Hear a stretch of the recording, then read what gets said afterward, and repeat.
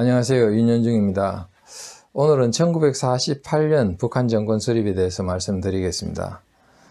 1948년은 북한에서 소련 군대가 철수하는 해였습니다. 소련은 군대를 철수하기 전에 북한의 그 공산정권, 김일성 정권을 확실하게 수립해 놓고 가겠다는 그런 목표를 가지고 국내 정치 일정을 진행합니다. 2월 달에 북한 군대를 창설을 하고 3월 달에 당대회를 열어서 김일성 중심의 어떤 정치 체제, 정권을 권력 기반을 확고히 하고 8월 달에 남쪽의 5.10 총선거와 유사하게 최고인민회의 대의원 선거를 해서 거기에서 국민의 대표들이 김일성에게 정권을 넘겨주는 어떤 그런 형식을 취한 다음에 9월 9일 날 북한 정권 수립을 내외에 선포합니다. 소련은 이와 같이 해서 북한 공산정권을 수립하자 바로 승인을 하고는 12월 달에 군대를 철수시킵니다. 이와 같이 진행된 것에 대해서 1월 달부터 우리가 하나씩 이렇게 들여다보겠습니다. 1948년 1월 김일성은 유엔의 남북한 총선거에 반대하면서 남북 정치협상회의를 제의합니다.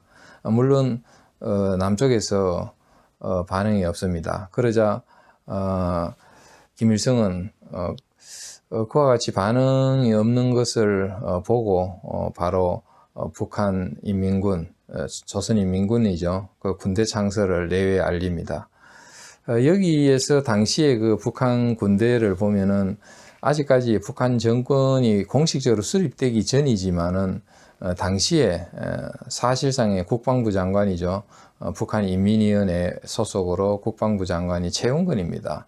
그리고 북한군 총사령관 역시 최용근입니다. 직함을 겸직을 했죠. 그리고 정치부사령관, 문화부사령관이라고 불렸는데 기밀이 맡고 포병부사령관의 무정, 그리고 총참모장, 작전을 맡았죠. 강건입니다. 그런데 여기서 보면은 최용건, 김일, 강건이 다 김일성의 측근입니다. 김일성과 그 만주나 소련에서 같이 기거하면서 동지적 관계를 맺은 사람들이기 때문에 북한 군대 창설을 하면서 동시에 김일성 그룹이 북한 군부를 장악했다, 이렇게 우리가 볼 수 있습니다. 3월 27일 날 북한에서 당대회를 개최합니다. 공산당 대회인데 조선노동당입니다. 여기서 보면은 당시에 당위원장이 김두봉입니다. 김두봉의 개회사, 그리고 그 스탈린에 대한 찬양 문구 채택, 이런 거 늘 하던 방식입니다. 그렇게 하고 세 번째로 김일성이 연설을 합니다. 김일성은 정권 수립을 앞두고 덕담을 할 것으로 이렇게 우리가 볼 수 있지만은 실제로는 그 정적들에 대해서 아주 그 날선 공격을 합니다. 그동안에 그 자신과 의견이 달랐던 사람들에 대해서 아주 혹독하게 비판을 가합니다. 그 중에 보면은 우리가 오기섭, 정달은, 최용달 이런 사람들은 당시에 북한의 토착 공산주의자입니다. 그러면서 박헌영을 지지했던 사람들인데 이 세 사람을 정파주의로 이렇게 비난하고, 또 김일성의 그 정적이라고 할 수 있죠. 그 무정에 대해서도 공격하고, 또 박헌영을 추종하는 남쪽 사람들에 대해서도 남쪽 사람들을 겨냥한 공격도 합니다. 이런 그 당내에서 이런 공격을, 특정 사람에 대해서 공격을 하게 되면은 분위기가 얼어붙고 또 줄서기 경쟁이 일어납니다. 왜냐하면 불안하지 않습니까? 여기서 이제 그 김일성의 원래 김일성 그룹이 아니지만은 또 김일성에게 추종하는 사람들이 나타납니다. 그 대표적인 사람이 그 허정수, 그리고 박정혜, 그리고 정준택, 정일용, 한설야, 이런 사람들입니다. 이 사람들이 김일성 그 숭배에 앞장서게 되는 그런 길을 가게 됩니다. 이 당시의 당대의 분위기는 김일성 위주로 다 전개됩니다. 이것은 소련 군대가 원하는 바입니다. 소련은 김일성을 지도자로 내세우고 그 북한 공산 정권을 만들었기 때문에 김일성 위주로 하는 것은 당연한 것입니다. 그렇게 해서 당대회를 한 결과 그 새로운 조직 구성을 합니다. 역시 당위원장에는 김두봉이 그대로 계속합니다. 그리고 부위원장에 그 김일성과 허가이가 하고, 정치위원회 거기에 그 김책, 최창익, 그리고 준영아, 박일우 이 네 사람을 그 필수 당연직 외에 이 네 사람이 더 추가로 됩니다. 여기서도 김책은 김일성의 측근입니다. 나머지 사람은 그 소련 군대가 이것을 편성했기 때문에 그 여러 계파들을 안배를 했습니다. 이때까지만 하더라도 소련 군대의 입김이 절대적이니까 그런 대로 안배가 된 그런 편성이었다, 이렇게 우리가 볼 수 있고, 당대 분위기는 뭐 김일성을 숭배하는 분위기였다고 제가 말씀드렸습니다만은, 물론 이제 허가이는 예외적으로 그런데 동참하지 않았습니다.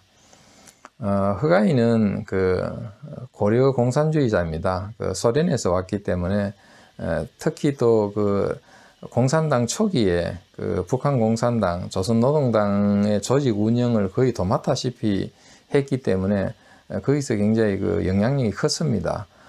그래서 아무도 무시할 수 없는 그런 위치에 있었고, 그래서 허가이는 그 사업 결산보고 같은 거 할 때 김일성에 대해서 한마디도 언급하지 않습니다. 오로지 그 소련과 그 스탈린에 대한 찬양, 그리고 마르크스 레니니즘 찬양, 그리고 소련 군대의 덕분에 해방됐다는 어떤 그런 칭송을 하지만은 김일성을 언급하지 않습니다. 이것이 나중에 김일성과 허가이의 대립과 갈등, 그 암살로 연결되지 않나 이렇게 판단합니다. 이 당대의 분위기는 그 김두봉이 위원장이지 않습니까? 위원장이면서도 오히려 부위원장인 김일성을 위해서 그 김일성의 어떤 조직과 지도, 영도력을 믿고 김일성 주위에 단결하자, 이런 구호를 외칩니다.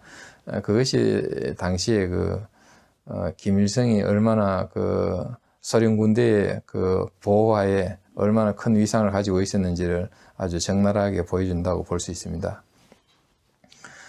이렇게 당대회가 당 조직이 구성이 되고 또 그 김일성 기반을 더 확고히 하는 어떤 그런 계기가 됐고, 김일성에 반대했던 사람들을 제거하는 어떤 그런 계기가 됐다, 이렇게 우리가 볼 수 있고, 그 다음에 8월 25일 날 우리나라 5.10 총선거처럼 최고인민회의 대의원 선거가 있었습니다. 이 선거는 흑백 투표함에 의한 선거입니다. 누구나 입후보할 수 있는 것이 아니고 조선노동당에서 그렇게 내정한 사람들에 대해서 찬반 투표하는 것입니다. 그 선거 결과 99% 이상이 선거 투표에 참여했다는 것, 그리고 참여한 사람들 중에서 98% 이상이 전부 찬성 투표했다, 그렇게 나와 있습니다. 이것은 우리가 검증할 수 없기 때문에 북한이 주장하는 대로 지금 말씀드렸습니다. 이 투표 결과 212명이 당선됩니다. 그 212명은 거의 다 조선 노동당에서 내정한 사람들이라고 보면 됩니다. 이 사람들이 모였습니다. 이 사람들이 모여서 그 최고인민회의 대의원이 열렸는데, 여기에서 이제 조직이 구성됩니다. 최고인민회의에서 의장 허은희하고 부의장 김다령과 이영, 그렇게 하는 걸로 하고, 상임위원장, 최고인민회의 상임위원장이죠. 그 김두봉이 맡았습니다. 이렇게 한 다음에 여기 최고인민회의 대의원이 했던 일이 뭐냐면은 바로 그 김일성으로부터 정권을 받아서 그 정권을 그 조선민주주의인민공화국 정권을 다시 또 김일성에게 주는 그런 형식을 취합니다. 최고인민회의라는 것은 어떤 의미에서는 북한 주민의 대표 기관이라고 볼 수 있습니다. 형식적으로는 북한 주민의 대표 기관, 그런 것인데, 그동안에 북한의 그 정권 노릇을 하던 것이 북한인민위원회입니다. 그 위원장 자리에 김일성이 있었는데, 김일성이 그 위원장 즉 정권을 다시 최고인민회의에 돌려주고 최고인민회의는 다시 조선민주주의 인민공화국 그 정권을 김일성에게 주는 어떤 그런 형식을 취했다. 즉 말하자면은 김일성이가 북한 주민의 대표기관으로부터 정권을 받았다. 이런 형식을 취한 것입니다. 그렇게 했는데 여기서도 이제 그 정권 위양을 하는 그런 그 문서를 김일성이 낭독을 합니다. 그런데 그 낭독하는 문서 그 내용도 전부 다 그 소련 군대의 그 스티코프와 레베데프가 협의해서 만든 문구입니다. 그 문구도 우리가 스스로 만든 것이 아닙니다.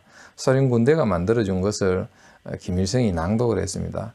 이것이 그 북한 공산 정권의 출범의 그 태생적 한계라고 할 수 있습니다.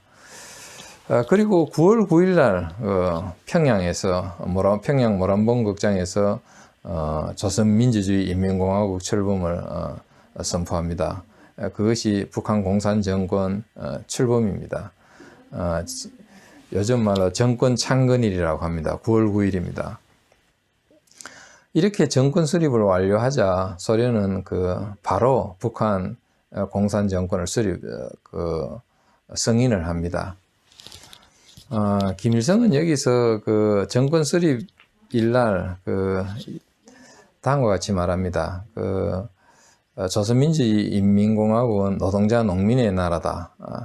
그리고 국민 총선으로 수립된 대한민국은 지주자본가의 나라다. 이렇게 말하면서 대한민국을 적대시합니다.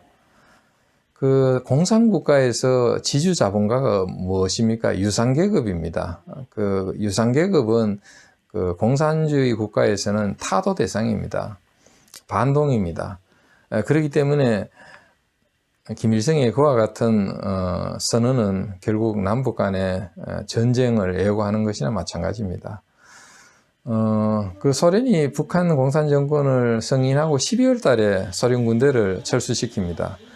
그러자 10월 달에 그 동유럽 공산권 국가들, 몽골을 포함해서 동유럽의 폴란드, 체코슬로바키아, 루마니아, 유고슬라비아가 10월 달에 북한을 승인을 하고 11월 달에 가서는 또 헝가리 그리고 불가리아, 알바니아가 또 승인을 합니다. 그렇게 해서 북한 공산 정권이 그 승인을 받고 국제사회에 등장하게 됐다. 이렇게 말할 수 있습니다. 예, 감사합니다. 수고했습니다.